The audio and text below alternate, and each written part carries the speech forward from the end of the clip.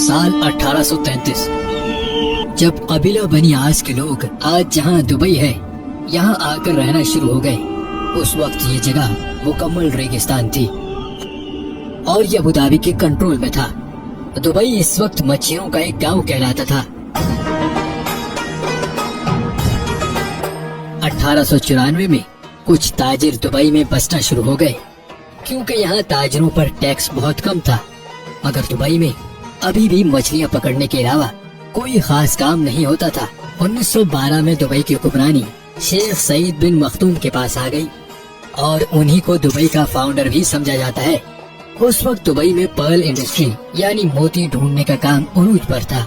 Dubai की economy उस काम से आगे बढ़ रही थी, लेकिन दुबई अभी भी एक गांव ही कहलाता था।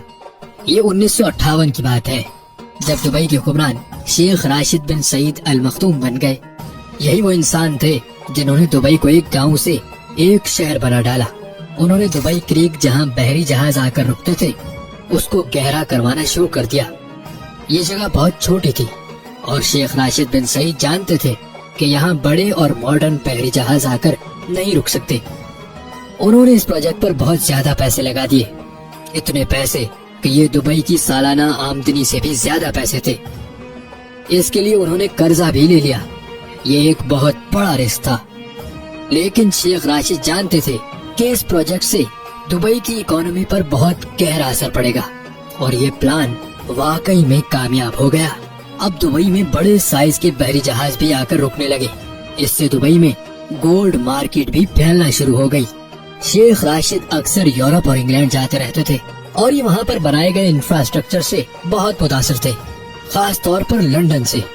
उनको लंदन की सड़कें और वहाँ पर बनी हुई अंडरग्राउंड ट्रेन सिस्टम बहुत मुतासिर करता था। उनके दिल में भी ख्वाहिश थी कि दुबई एक दिन ऐसा ही मॉडर्न शहर बन जाए। शेख राशिद ने दुबई को एक शहर की शक्ल देना शुरू कर दी। साल 1959 में उन्होंने दुबई में एक मॉडर्न एयरपोर्ट भी बनवा दिया।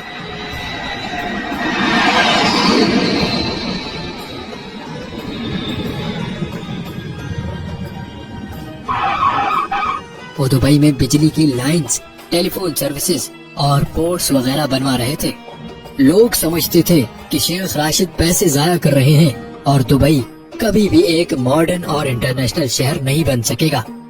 मगर 1966 में दुबई की किस्मत बदल गई। ये वो साल था जब दुबई में ऑयल डिस्कवर हुआ, लेकिन यहाँ तेल के ज़खायर इतने नहीं थे।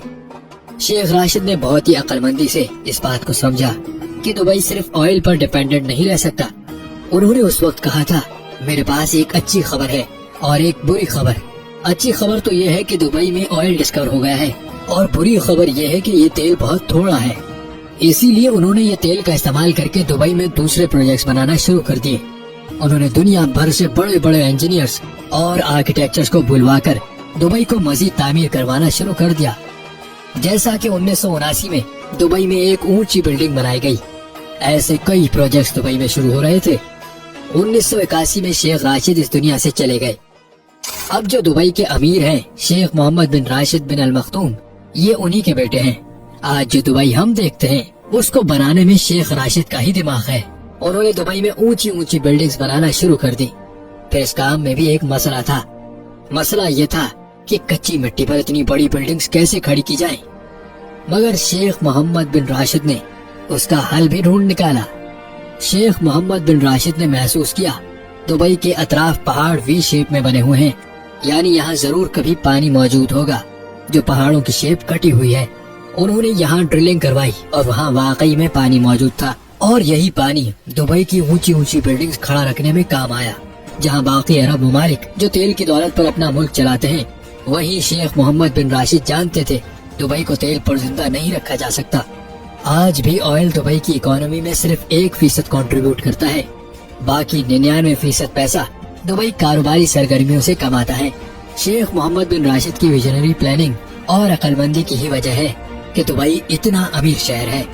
उन्होंने दुबई में ऐसी ऐसी चीजें बनाना शुरू कर दी जिनकी वजह से पूरी दुनिया का ध्यान दुबई की तरफ होने लगा। जैसा कि दुनिया की सबसे ऊंची इमारत बुर्ज खलीफा, दुनिया के बड़े बड़े मॉल्स में से एक दुबई मॉल, आलीशान होटल्स और आर्टिफिशियल आइलैंड। दुबई की एयरलाइन एमिरेट्स एयरलाइन, ये दुनिया की बेहतरीन एयरलाइंस में से एक है। یہ ساری اٹریکشن تھی جو لوگوں کو دبئی کھینچ کر لاتی رہی۔